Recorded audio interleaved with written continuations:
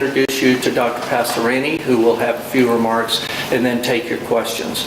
A couple of housekeeping items. I appreciate the fact that you're here for just a half hour. As you can imagine, it's a very busy day for President Passerini, thus the press conference format here. We know that you would probably like one-on-one interviews. We are taking requests for those, and we will fill those just as soon as we possibly can. And then I think you all received bios. At the end of that is information on video and photos available to you, and if you would like those, just reach out to Dan or myself. So without any further ado. Great, thank you. Good morning, everyone. I am very pleased and honored on behalf of the Board of Trustees to announce our 27th President of Gonzaga University, as she will help us through the next chapter of Gonzaga's remarkable story, President Katia Passerini. During our national search for Gonzaga's next president, President Passerini really stood out as our ideal next president. She impressed the board in a number of ways. She was our unanimous choice because she had a proven record as an experienced administrator and an inspiring leader. President Passerini exemplifies the academic excellence, community collaboration, and thoughtful innovation that is part of Gonzaga's history and education. We're excited about Gonzaga's future as President Passerini's leadership builds on Gonzaga's legacy, a legacy that shows throughout the alumni throughout the world, that shapes students into leaders in their fields and occupations, and also make sure that they try to make a positive impact on their community. So with that, I want to introduce to you President Katia Passerini.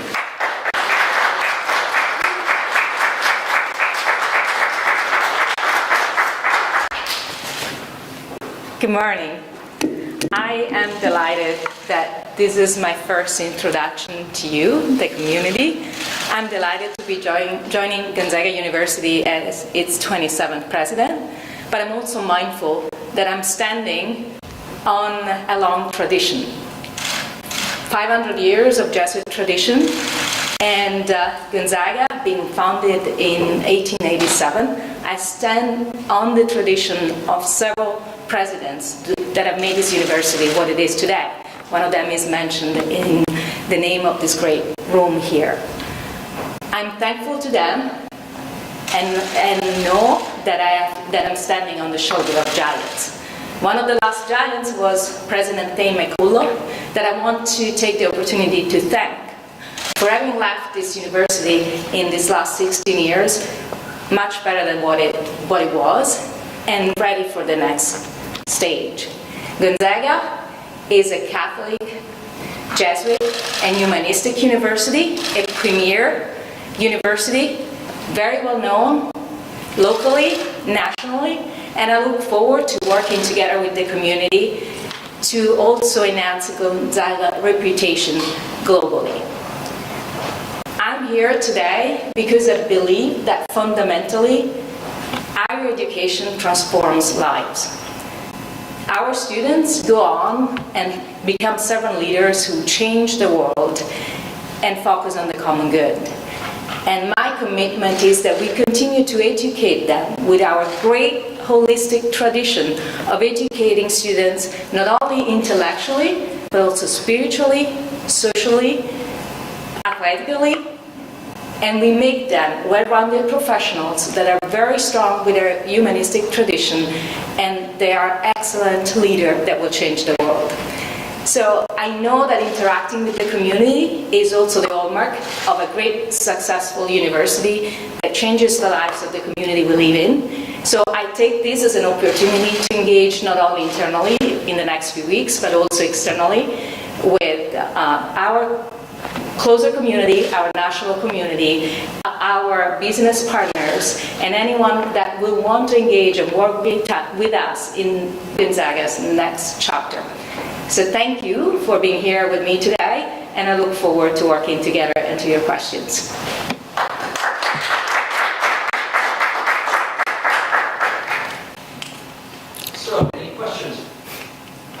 and I will be standing on us here, given that I'm standing on the shoulders of giants. Yeah.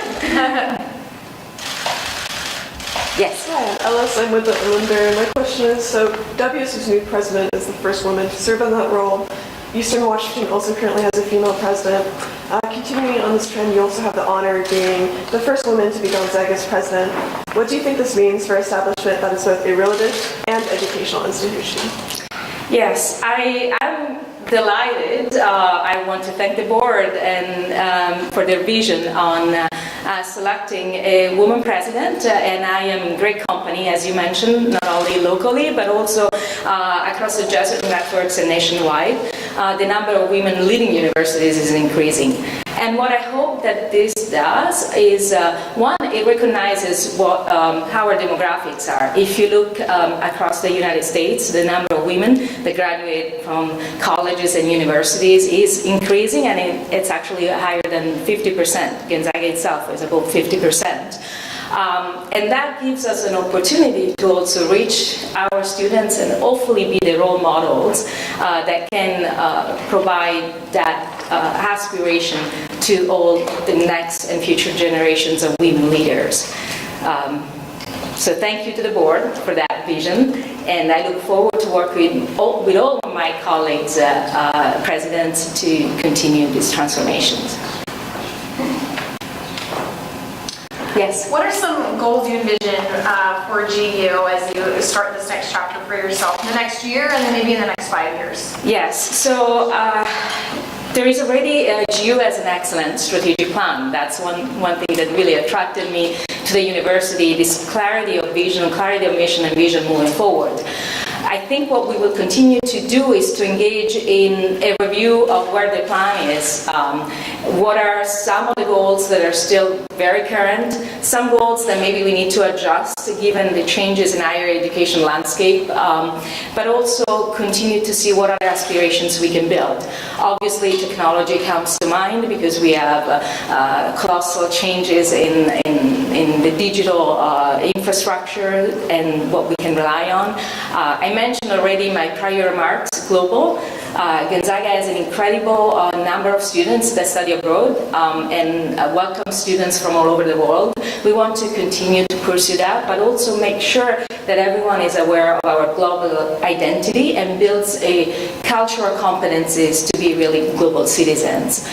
And in terms of specific opportunities, I have many ideas, although I'm very conscious of making sure that this is a journey that we take together with our entire community. So my goal for the next 60 to 90 days is really spend a lot of time with the community, looking at where we are in our strategic plan. We have a beautiful dashboard that we just reviewed together, and seeing what we should carry forward and what we should fast track and maybe what we should slow down.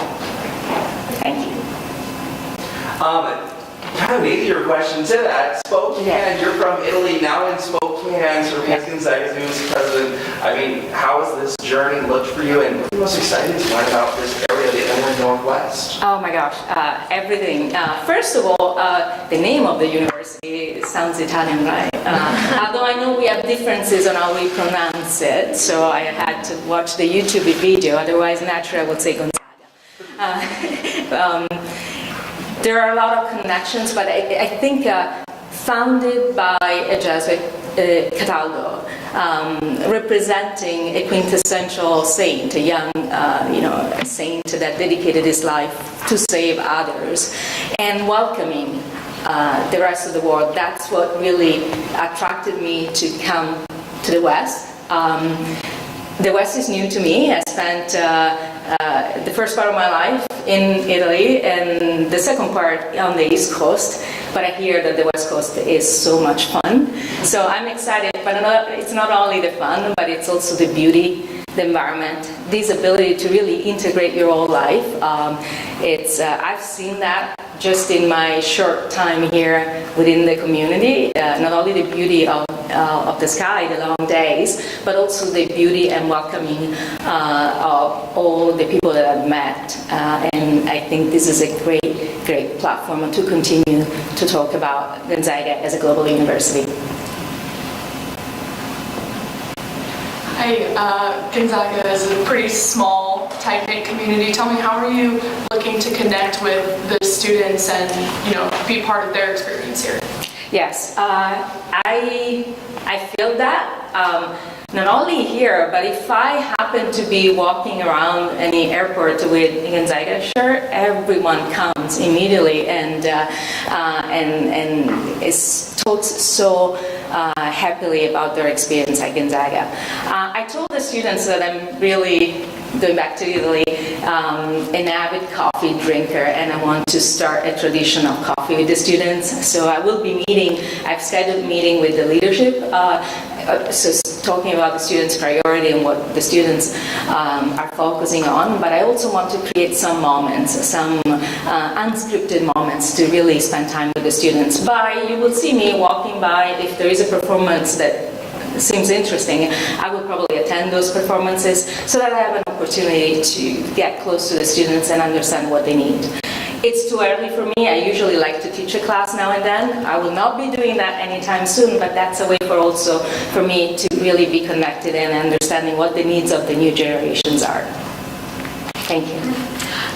Just kind of going back to my first question, with the student population, is there any areas of opportunity or improvement that you see that you want to get to work on right away? Just the student experience, anything like that come to mind? Yes. So I think we have a phenomenal retention and graduation rate. Our students are incredibly good, and I've seen that from the performances, the discussions, and the interactions that we had so far. As we know, across the country, there is a crisis in wellness and mental health, and I assume that affects all of us. We already have, fortunately, a structure where we focus on students and their well-being. We talk in the Jesuit traditional cura personalis, so we pay a lot of attention on the health and well-being of the students. But I think that's something that we need to continue to do because the challenges and the benchmark for success, especially with the rapid growth of the technology, becomes higher every single day. And so we need to be, we're excellent, but we need to be prepared, not only academically, but also mentally for these challenges. So my first focus will be focusing on what do we do for student success and how can we make it better. It's a difficult transition because the numbers are great, but there is always more that we can do. Thank you. Go ahead. Yeah, Okay, sorry. I was just wondering what, kind of going back in time a little bit, if there's like an initiative at your past universities or anything that you've done that you've been most proud of? One that I'm very proud about, but I don't think I will need to push a lot at Gonzaga to continue to pursue that, is the global engagement. I'm very proud to have unified all of our global initiatives in a centrally located place where the students who came to the university felt that they were at the center of the university and welcome. Fortunately, in the Emmingson Center, we already have the Center for Global Engagement that is fantastic, and you will see it as soon as you enter the center. But we can always, again, as I said before, do more. And so I hope that we will continue to welcome international students. I hope that we will continue to use our Florence campus, Gonzaga in Florence, to become really the hub where we can connect with students across the world. Another important initiative that is particularly relevant to today's environment is the number of students coming to the university. Due to the demographic cliff, it's decreasing. But there is also another phenomenon. There are students who are opting out of higher education because they might be trading off a short-term offer for employment with a long-term formation experience. I think it's very important for us to understand who these students are and identify how can we get to them. And maybe it's the time where the undergraduate model is not sufficient anymore. We might need to accelerate undergraduate into graduate type of education so that we can capture the students before and during their work. So other options that we can look at is whether there are more opportunities for internship and co-ops and externship while they're working on their education. So I would like to look at our enrollment management strategy and see what else can we do to make sure that we reach the students where they are. We're all familiar with how the men's basketball team becoming nationally recognized really helped lift the profile of Gonzaga when it was struggling. How does the school's move to the Pac-12 starting next year impact the plans for the university as a whole? Yes, so I'm excited. I recognize our long-standing work and success and the great relationship that we have had with the WCC, but I'm also equally excited about the opportunity to move to the Pac-12 and to work with other athletes, universities that are different and new for us. I do believe athletics will continue to remain really a very important ground on which we will stand, and I'm certainly hoping that not only this year but also with the new transition of the Pac-12 we'll see a lot of more wins. It's not going to be easy because the landscape of higher education is changing, but also the athletic landscape is changing. But that's why we will work very closely with the presidents and the commissioner to make sure that this transition, which will launch next July, is very well executed. And then we'll just wait for our athletes to win. Yes? Here, you can go ahead. Okay. Obviously, Gonzaga has a long-standing tradition of being engaged within the Spokane community. What do you believe Gonzaga's role is in the community, and how will you work to build connections with city leaders? Yes, so in fact, as I mentioned before, I want to get to know the community internally first, except for one area which is connecting with our city leaders. So we actually have meetings scheduled this week and moving forward, because universities are engines of economic development, and I've already seen a lot of the transformation from housing to the transportation systems to our students embedded in everything that the city does that are very important. But I think we can also continue to push economic development by creating more strategic initiatives, especially connected to employment, career opportunities, that we, public-private partnerships that we might need to pursue moving forward. And I think that's one of the priorities that we need to continue to engage with. It's kind of the fourth stool of what a university does, but if you look at the ripple effect of the economic development impact is phenomenal. And so I have scheduled and will continue to schedule meetings as soon as we can.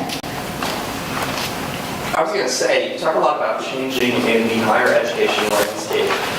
Obviously, what are those challenges those changes in your mind that you've seen over your years in higher education, and also how are you planning to keep Gonzaga up to those standards, up to the changes as we continue to see them through the years that you'll be here? Yes, so changes comes either fast or slow. We are at a time where there is a lot of changes that is happening very fast. So the first thing that we need to do is calm down and see what are the long-term implications of changes to funding structures. How is Gonzaga affected? Is it affected because we have, for example, a large public funded research budget, or what is the size of the impact of this change in financing of institutions that we have to deal with? And connected to that, we immediately need to see how does it impact our students, and is there anything else that we need to do to support them. So that's a little bit of instability because those changes are happening as we speak. But there is also the notion of a longer term value of looking at a change that continues to tell our story on how we impact the students, not only for the 4 years or 4+2 that they're here, but how we impact them throughout their entire life cycle. And we have to tell the story on the value of education better, because that's what is being questioned now. What is the long-term value of an education? And I would argue that that value, especially at an institution like Gonzaga, that looks at the educating the whole person, is something that prepares students for the shift of careers that they will inevitably have throughout their life. The reason why it's important to focus on a humanistic education is because the technology changes very quickly. But once you have acquired those critical skills that will carry you to no matter what the job is tomorrow, then you are ready for the rest of your life. So my goal is to look at and respond to some of the shifting changes that we're dealing with now, especially in the financing, and we've been studying those already, and then continue to work on how do we tell our story, how do we make sure that the students come back, and when they don't come back, how do we reach them where they are? So thinking about hybrid education, online education, so those are all things that we need to think about.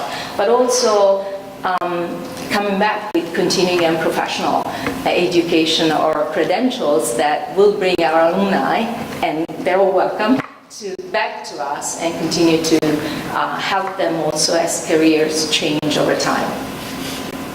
President, I have a fun question for you. Yes. I just want to know some fun facts about you, despite your wonderful accomplishments, and also what do you want to do as you're in Spokane? What do you want to go see? What do you want to do? I just want to hear a little bit about you. Oh my gosh, I've just been in Manitou Park. I want to see everything. I think I've been doing one show. I've been doing pretty much any grocery markets and looking for the types of coffees that are around. But one thing I'm looking forward, I have a bike, a Kawasaki that is still on the East Coast. That's going to arrive in August, and I hope I still will have time to just drive around Spokane and Spokane Valley and just see how beautiful the landscape is. So I'm waiting for my white Kawasaki to be here, and that's what I want to do, just go around and Mount Spokane or wherever else it will take me. Perfect. Yes. And can you tell me a little bit, I mean, obviously you have a very impressive academic history. How do you feel you've been prepared through your time in higher education to take on this role? Yes, so I do have over 20 years of working as what I call a professional student. So you start in college and then you continue because of the love of learning.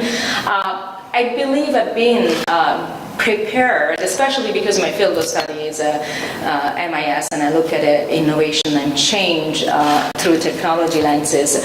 I've been prepared to understand the value of academics and how it evolves. I don't think, though, that you're ever fully prepared. So you really always have to go with the lenses, even if our tradition shows that we have been surviving different types of challenges and movements. What is different now, and what's the context in which we are operating that we need to adjust to? And so I've taken my academic career really from the standpoint of being a professional student, and that's how I plan to take anyone on my next job. Fortunately, though, there are a lot of scars on my shoulders that taught me when an idea seems to be a good idea or when you need more consensus to be built, and so I hope I will leverage that learning over this past 2 decades to really involve the right stakeholders in making the right decisions. Thank you.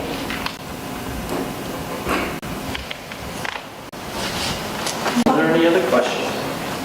Father Pedro Uribe urged Jesuits to act in accordance and community for others. How does a Jesuit university navigate social justice in this current political landscape? Yes. So you mentioned Father Uribe, and I think any superior general had similar conviction, and most recently I was fortunate to spend a few days in the International General Assembly of Jesuit institutions, where our current Father General Arturo Souza shared a message with us which I think is very relevant to the time. When everything is in flux, you go back to your charism, to your mission statement, and you enter in a dialogue. So the method to deal with the changes that we are observing is to have a dialogue, to have a culture of encounter and communication, so that you can build the next step forward. You mentioned also, how do you stay true to your commitment to civic engagement and preparing servant leaders. And the way you stay true to that, going back to Father Souza's work, is we go back to our mission. We go back to a mission statement that is beautifully crafted, that if you look at it and break it down, every single word talks about our place in the world as really creating servant leaders and students who are servant to the common good. And with that in mind, I think we can continue to work on the values that have characterized our education at Gonzaga University and in general, our Jesuit education. Thank you. I want to just ask, you mentioned public research funding, you know, much of that being federal. Obviously, there's a lot of changing ecosystems in terms of the funding landscape, specifically federally. How do you plan to approach that and grapple with that? Yes, so I think this is good news or bad news. The first thing that you do is what's the impact on my institution, and if we look at the portfolio of funding that we receive as an independent private college with a teacher scholar component on and focus of our university, we are not as exposed on the changes in federal funding as other institutions that you might be observing. With that being said, we have had a lot of partnerships and opportunities that we need to review, reframe, and maybe some of the great opportunities that we were afforded, we will need to reapply to and see what other stream of research funding we can pursue. The reason why that is important for us to continue to do that is because our students are engaged continuously on research and high-impact practices in the classroom. Our faculty are doing outstanding research, and so we need to find, maybe if it's not a federal fund, maybe it's a corporate philanthropy, maybe there are other sources and avenues that we certainly will continue to pursue. We have time for one more question. There is one.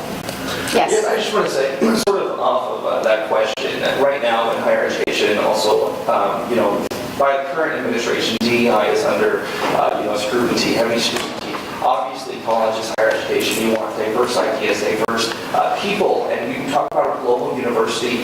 How are you planning to continue, you know, encouraging diversity of ideas, people, background, cultures, and also extend that to the global audience, even though, you know, the United States, much of our higher education are under attack for DEI initiatives and other sort of ideology?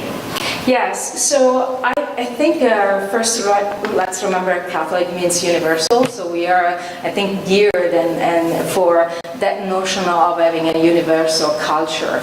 Our mission has that as our fundamental goal, and so as I mentioned before, if we stay close to the mission that the university has been founded on, we will continue initiatives that will bring the community to us, and we will go to the community.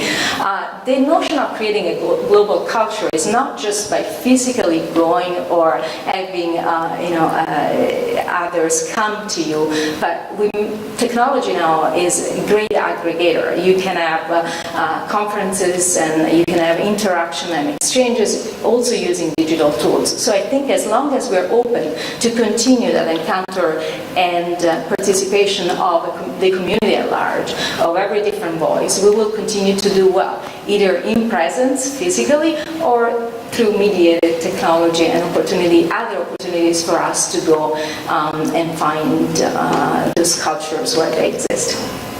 Thank you. Thank you very much, everybody, for coming. We appreciate it. Thank you. Again, I'm sorry we don't have time for one-on-ones today, but if you are interested in setting up a one-on-one, please contact us, and again, we'll try to work on that as quickly as possible. Thank you.